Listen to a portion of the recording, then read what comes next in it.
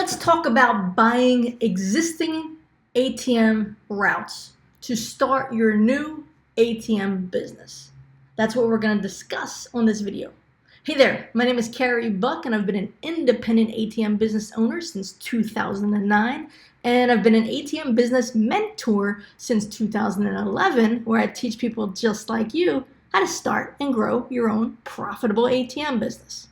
Okay, so let's talk about people that want to buy an existing ATM route to start their ATM business off, right? Maybe you have a ton of capital, okay? Because, buying an existing route that has like 10, 20, 30, 40, 50, whatever number of ATM machines, clearly it's going to cost more money than if you're just starting with one ATM, right? So you need more money to buy the route itself, and you need more money to put inside the machines, okay? So this is somebody who has a lot of capital. In general, my advice is if you are new to the ATM business, you don't know it, you don't understand it. And by the way, by understand it, I don't mean knowing basic stuff that you can find on YouTube and Google, like, oh, you put an ATM in a location. Like, that's not understanding this business, okay? But if you don't really know this business and you don't know the ins and outs and you don't know the inner workings of everything, and you're brand spanking new, I will never, ever recommend that you start your ATM business by buying an existing route. Obviously, there's reasons for that, and that's what we're going to talk about. So first, let's talk about the pros. Let's just say that you are an existing ATM business owner. You know the ATM business. You understand the ATM business. You know the ins and outs. You know all of that. If you have the money and you want to expand, and you want to expand quickly, right? And you found a route that you want to buy, go for it. The pros are you're expanding quickly. The pros are you already have that cash flow coming in, right? You should know what you're looking for and be able to navigate the existing route quite well, hopefully. Because even as an existing business owner, there are some things that you can't control. And I'll get to that in a second. So now let's go back to you are new and you want to get started, but you're like, I want to take a shortcut and I want to automatically have 50 ATMs or 20 ATMs and I'm going to buy this route. I don't recommend it. I really don't. There's a lot that can go wrong. And I know you hear me talking about the shady side of the business a lot. And, I can probably sometimes be a downer when it comes to people and their integrity and doing the right thing. But unfortunately, this is reality. Okay, it's what I've experienced.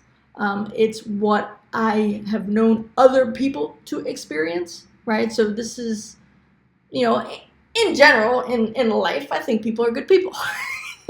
But there are a lot of shady people involved in the ATM business. C'est la vie, what are you going to do, But there's a lot of good people too, right? But in general, when you're looking to buy a route and you don't have experience with the ATM business, you don't really know what you're looking for, right? So the first thing that you have to be concerned with is the person themselves. Like, are they honest and ethical person? You don't know them, right? You have no idea. You can even do here's the thing, you can even do all the research you want, all the due diligence that you want, and still be wrong. I have a student who, he was actually a successful student doing permanent placement and mobile. He's doing well. He was making anywhere from $2,500 to, I think, like $3,500 a month, just permanent placement. Then when you got involved with mobile, anywhere from $6,000 to $10,000 a month, right? Doing well, knew what he was doing, right? And he wanted to buy an existing location. It wasn't a big route. It was just one ATM, one location. And he knows exactly how I feel about it, right? He's already experienced at finding locations. He's already experienced at doing all of this stuff. And he's heard me talk about, the downsides of buying routes or using locators and things like that, right? So he knew he had to do his due diligence. He knew it. And he did. He did his due diligence. And he got screwed. He lost his money, didn't get no ATM, didn't get no location. Never got his money back. Couldn't ever find the guy again. And he told me, he's like, Carey, I need to come on your weekly call because I need to talk about this. He's like, because I know what you said about routes, and I knew that I had to do this the right way. I knew I had to do my due diligence. He goes, and I did so much due diligence on this guy. I felt safe. I felt comfortable doing this deal. And I still got screwed. That's what he told me, right? So even if you're experienced, you can still get screwed over, right? Fortunately for him, it was only one ATM at one location, right?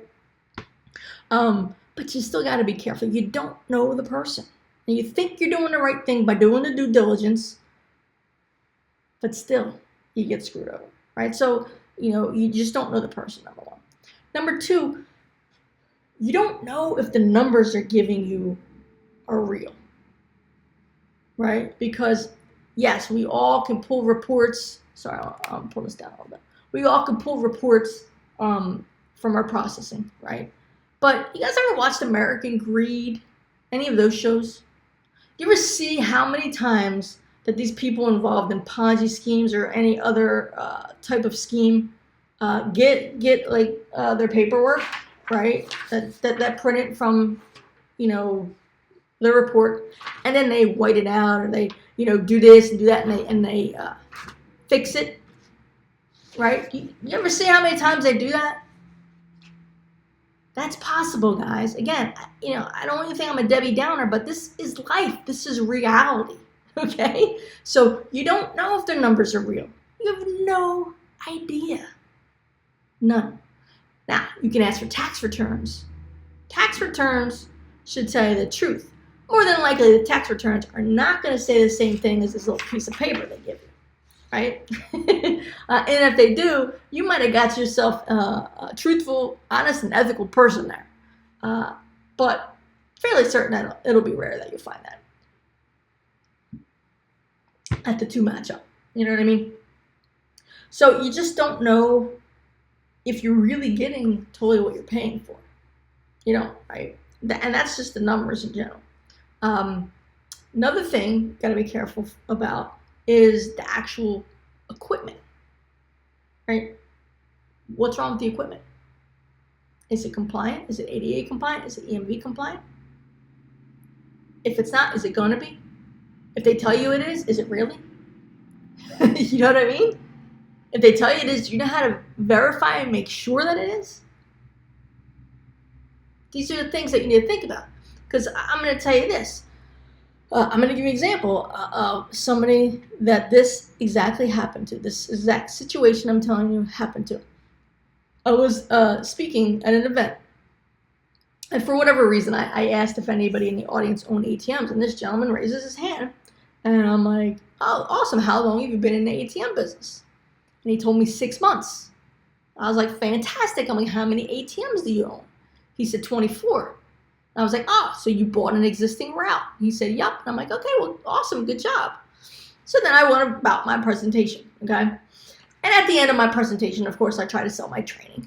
And he bought my training. And I was totally perplexed, right? I'm like, this dude's been in the business for 6 months. He already has 24 ATMs. So why is he buying my training? And so, of course, I start speaking to him and talking to him about things. I'm like, so what made you get my training? And he said there was a couple of things. One of the things was that he didn't have any contracts. Like, there were no contracts on any of those 24 locations.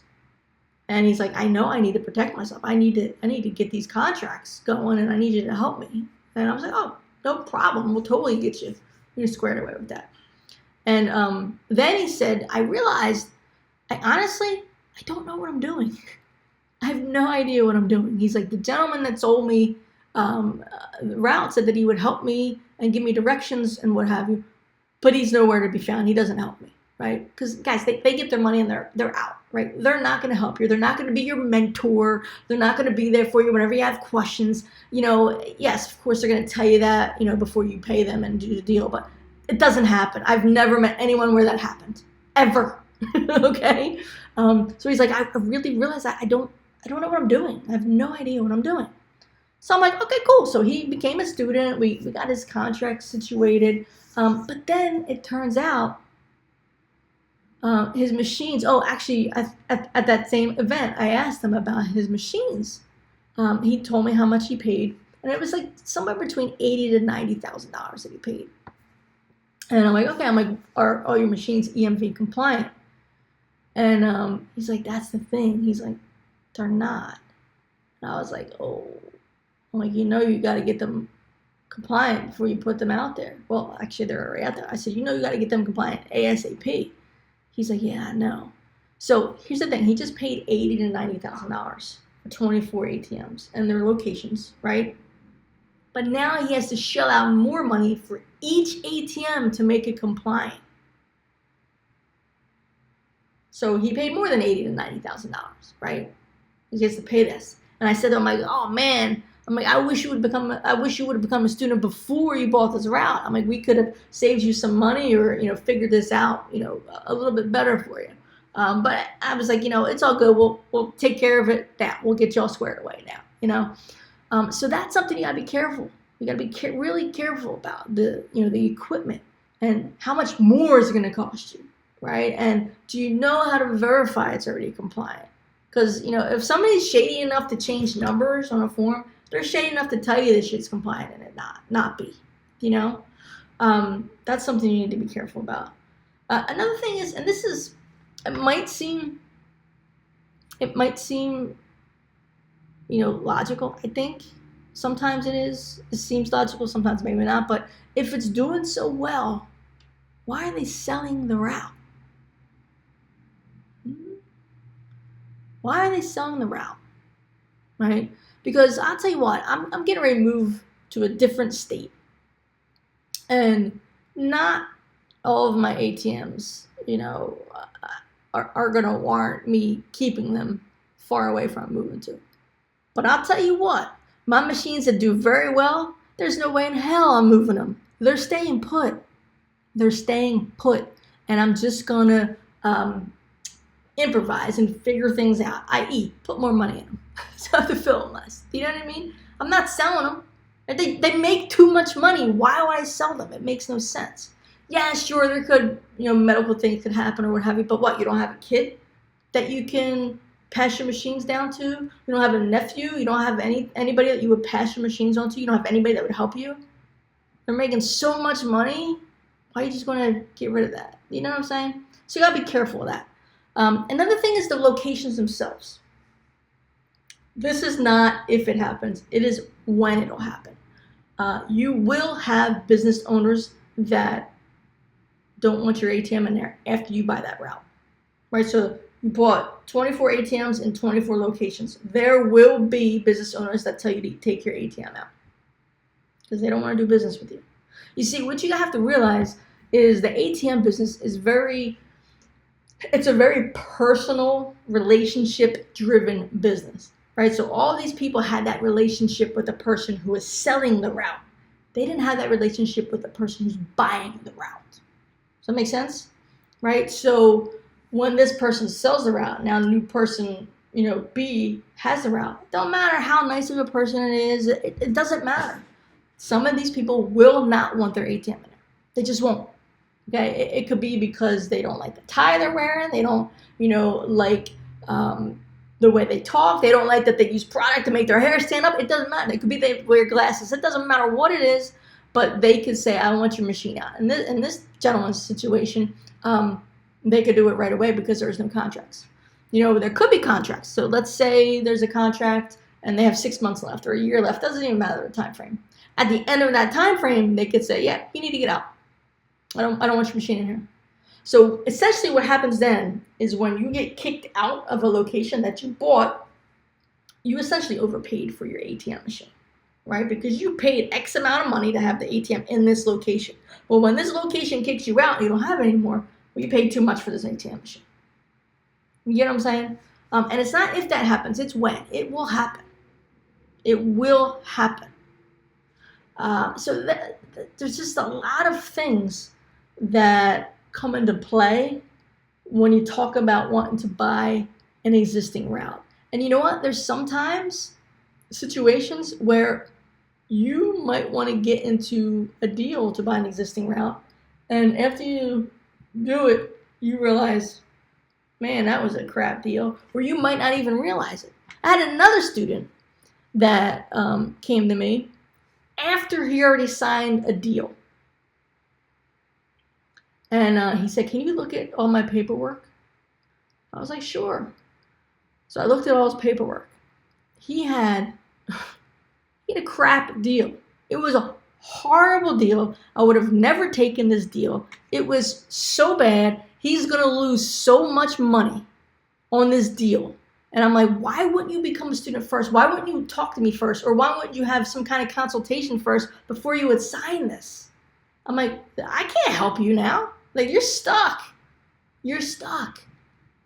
You know, so you just got to be really, really careful. You just got to be really careful. And again, he was somebody who knew nothing about the ATM business. Knew nothing. And now he's got, honestly, a shit deal. And that's what he gets. That's what he gets. Guys, you got to be smarter. You got to be smarter than this. You don't always look for the easy way out. Don't always look for the easy way out, right? Because it's not always the easy way out. Sometimes it makes it very much more difficult, harder, right? More stressful, and more costly. Okay, don't look for the easy way out. Just, if you're looking to buy a route, make sure you're experienced first. Make sure you know what you're doing. Make sure you understand thoroughly the insides and outsides of the ATM business, okay? I mean, completely. And I don't mean, again, you know, oh, I watched all your YouTube videos, Carey. I watched every YouTube video about the ATM business. I've read every article about the ATM, but that's not what I mean. You don't know the insides and outside of the ATM business. You really don't. I hate to break it to you, but you don't. You know? So you just got to be careful. And again, I 100% do not recommend you, if you are brand new to the ATM business, to buy an existing route. I just don't do it. Get comfortable, get confident, know this business inside and out, and then be even more careful about buying a route, because you never know about the person that is selling it to you. Remember my student I told you who did his due diligence and still got screwed? Yeah, he knew what he was doing, but he still got screwed over. It's a risky proposition, to say the least. Okay, so I don't recommend it for if you're starting a new business, a new ATM business. Do not look at starting by buying an existing route. Start by buying one ATM and placing it, and then just growing from there. That's your safest, easiest way to get involved in this business. Okay, glad I got that out. Do me a favor, like this video for me. Give me some thumbs ups. If you got any questions about this video, post them below. I'll be more than happy to answer them. Don't forget to click on that ATM right there and subscribe to my channel, so that way you can get notified whenever I post a new video, right? And if you actually have an idea for a new video you want me to do, like this video right here came from somebody asking for it. So if you have an idea of a video you would like me to do in the future, put that below too, all right? Put that below, and perhaps it'll be one of my videos that are coming up in the future. And of course, if you would like to learn more about the ATM business, or if you would like me to help you personally start and grow your new ATM business, you want to head over to ATMbusinessblueprint.com. Again, that's ATMbusinessblueprint.com. Once you get there, you're going to enter your email. When you enter your email, within like 15 minutes, you'll have my ATM roadmap in your email. And that'll show you how I went from zero to generating $3,000 to $5,000 plus per month just by putting ATMs in local businesses in my area. But this is the most important thing. Once you enter your email, that next page that comes up, there's going to be a very informative video. It's going to walk you through my hybrid ATM investing system. Watch that. Pay attention. You're going to learn a lot. At the end of that video, if you are still interested in this business and you're interested in me helping you, fill out the application and set up a call with my team. We'll figure out if it's a fit for us to work together.